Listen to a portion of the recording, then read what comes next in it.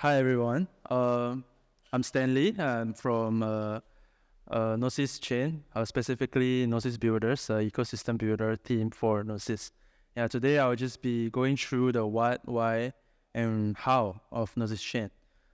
So yeah, I'd like just the firstly to introduce like the prizes we have for ETHWaterloo. So we'll be awarding a total of 20,000 USD for the use of Gnosis Chain. So we have in addition to our like gold, silver, and bronze prize, we also have like different tracks. So best AI project on Gnosis Chain will be, and we also have best project on Hashi, and lastly best project on Safe.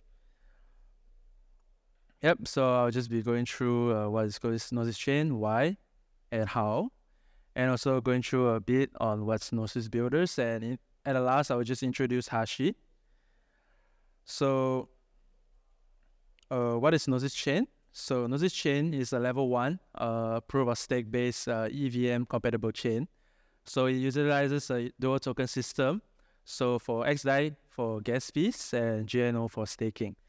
So the XDAI token is a USD peg token. So it's a stable coin that is derived from DAI on Ethereum.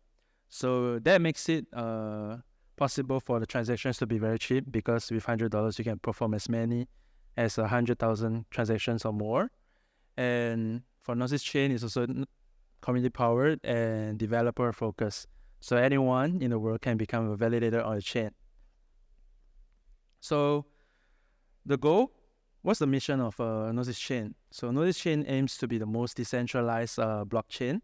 We already have the tools actually to measure the level of decentralization, as shown as the screenshot. And why Gnosis Chain is most suitable for this goal is currently because we have over 129,000 validators, and it's still growing every day.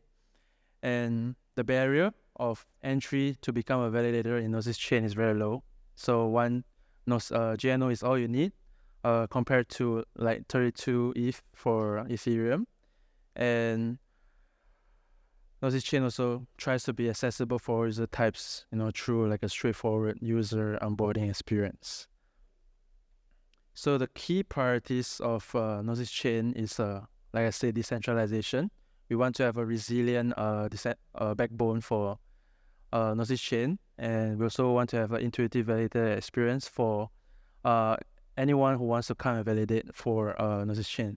And we also provide a seamless and accessible onboarding process for users into the Gnosis Chain ecosystem. And lastly, we also have a growing ecosystem of tools and infrastructure to support dApps, DAOs, and etc. on Gnosis Chain.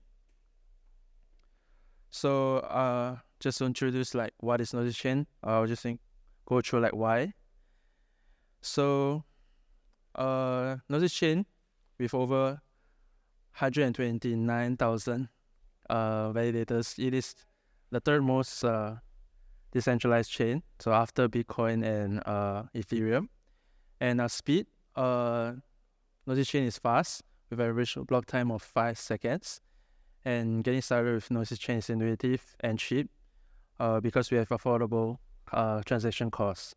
And lastly, because fees are in XDAI stablecoin, Gnosis Chain is stable gas transaction, because the cost is not susceptible to market volatility. So this is the current state for Gnosis Chain. So this is the data derived from Gnosis metrics.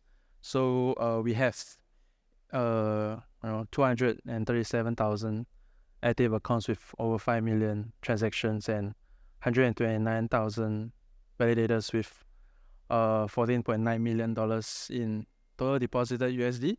And for validators who are validating for Gnosis Chain, we also have a yield of 14.6%. So this is another incentive for validators who want to validate for Gnosis Chain. Yep. So why developers choose Gnosis Chain? Because it's user friendly, and Gnosis Chain is accessible for everyone, and anyone can actually interact with your project easily. It has also a strong ecosystem of budding ecosystem of exciting projects, tools, and resources. And we also have a grants program by Gnosis Builders. So we also allow public good projects to apply for ecosystem grants. And through Gnosis Builders, we also provide project support. So projects built with Gnosis Chain can actually hit us up, and they can receive support for marketing, liquidity, networking, and more from the Gnosis Builders team. So this is a summary of our ecosystem at a glance. So this was taken in December. So yeah, from then we are still growing. So yeah, so I'll just go through like how to build for Gnosis Chain. So Gnosis Chain is a EVM compatible chain. So anything that you have developed for example, smart contracts that we developed for like Ethereum can be easily ported over to Gnosis Chain. You just have to check out this RPC endpoints, and alternatively, you also can auto config your MetaMask wallet, by going to this chain list where we have like a one link setup. Yeah, all of this information will be available in the docs also. Yeah, so this is just for your consideration. And like I mentioned, Gnosis Chain is 100% EVM compatible, means you can actually use all of the development tools that you use on Ethereum on Gnosis Chain without changing anything. In fact, you can take a smart contract built for Ethereum and deploy on Gnosis Chain without much hassle. So here are the useful resources for Gnosis Chain. So we have the first is Gnosis.io. So it's the main website and provides a quick overview of the Gnosis Chain. We also have docs.gnosischain.com. So it's the entry point for all like documentation for Gnosis Chain. And Gnosis Wallets will just list the support wallets for Gnosis Chain.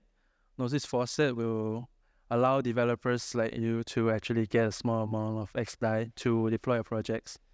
And yeah, for users who would like to validate for Gnosis Chain after this hackathon, you can actually visit validategnosis.com, and we have an interface for you to actually learn on how to validate for Gnosis Chain.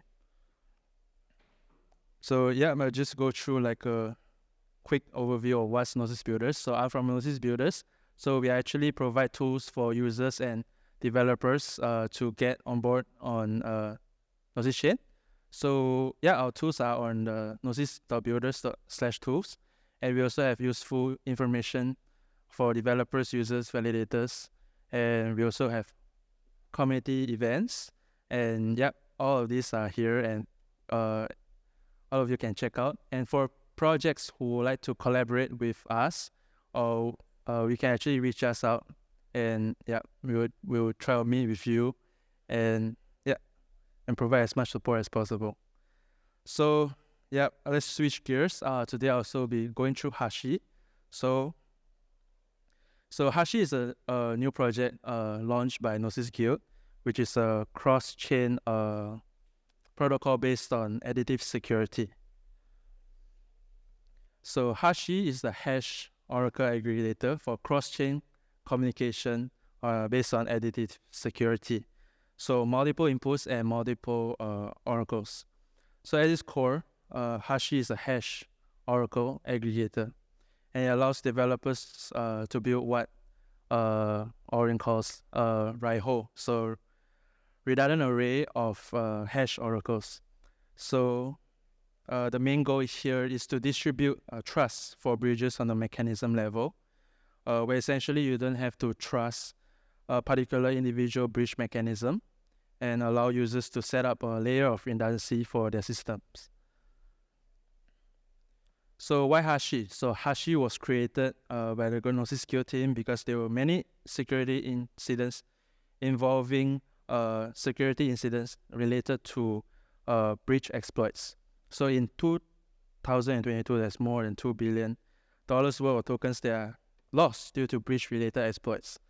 So 4 of the 5 top exploits on the Reg News leaderboard are all related to breach. And because of this, there's no single breach implementation that is 100% secure. So we shouldn't we should not be building security critical systems that solely depend on them. And at breach designs have also some trade-offs. whether it might be due to cost, security, or auditability. And most important thing to take away is that systems built on top of bridges get hacked and get exploited because they are put all the trust into individual bridges that eventually get exploited. So for Hashi, essentially what we want to standardize at the lowest level is which is the block header. So in addition, we want to be modular and agnostic to the underlying mechanisms by implementing Raiho. So what Raiho is a redundant array of hash oracles. So let's say you have a critical piece of data. You will not want to save only this data on a piece of hard drive. So ideally, you want to create multiple backups of this. Or you can create a RAID. So in a computer terms, it will be a redundant array of inexpensive disks. And so where you have multiple disks running in parallel, so if in the case that any data is lost, you will actually not lose any data. So like any redundant systems, RAID can also have its own trade-off. So in terms of speed versus cost versus redundancy. So Hashi system is like sort of RAID, but for bridge oracles. So in Hashi, we decided to optimize for security over cost and speed. So Hashi will only move as fast as the slowest oracle, since multiple bridge oracles will have to report the same hash in order to consider the hash valid. Because of this, robustness and security is definitely going to improve. Yeah, but at a cost, at the expense of cost and speed. So here are the main components that the team has built, and we're at the same time we're also looking for others to build as well. So we're very interested in applications such as token bridges, government bridges, and NFT bridges. And yeah, so I'll just go through the architecture overview of Hashi. So on the left hand side, starting from a canonical example, we have a token bridge contract that wants to ultimately mint tokens at the destination chain. So on the source chain, it's gonna send a message to the storage, and that message is gonna be reported to a variety of different mechanisms into the destination chain. So in this case, you can see that we have this EMD reporter and wormhole reporter that's reporting to a variety of mechanisms into the destination chain. So at the destination chain, each of these mechanisms is going to essentially validate the message independently, and the results from each mechanism is going to be aggregated by Hashi. So Hashi will be at the end here. And so the token bridge contract will actually ultimately request from Hashi using a hash that's associated either with the message ID or block ID. And if they all agree with each other, it will then allow tokens to be minted on the destination chain. The core contracts for Hashi is kind of stateless and a very unopinionated way of querying from multiple Oracle adapters.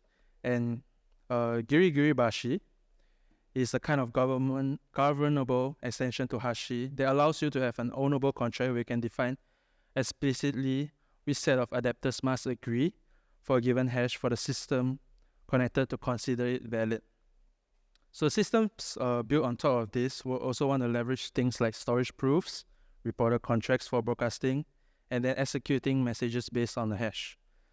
And then relayers for listening to events on the origin chain and reporting hashes or triggering corresponding destination chain. So for hackers who like to build with Hashi, so what to build with Hashi? So we like to see people working on its adapters. So preferably a ZK-like client-based one, and would love to see kind of optimistic bridge and community-based bridges. So diversity is kind of the key here. And we also love to see contracts that check for local proofs for some events or storage on the origin chain. We also like to see alternate implementations of Giri-Giri-Bashi. So right now it's a relatively kind of simple aggregation rule, and we like to see different governance rules or different aggregation rules. And lastly, we love to see things built on top of Hashi So like token bridges, NFT bridges, government bridges, or other novel things that we are not thinking about. Yeah. So here are the resources for Hashi. We have the singular repository in GitHub where you find all the information that is related and get you started. And we have the Gnosis Guild team has already implemented adapters for Gnosis EMB, Wormhole, and Connex. And we also have deployed the contracts, on Gurley, Shadow. And yeah, just to summarize again, these are the prizes that we are giving out. So yeah, that would be it. Thank you for this listening, and all the best.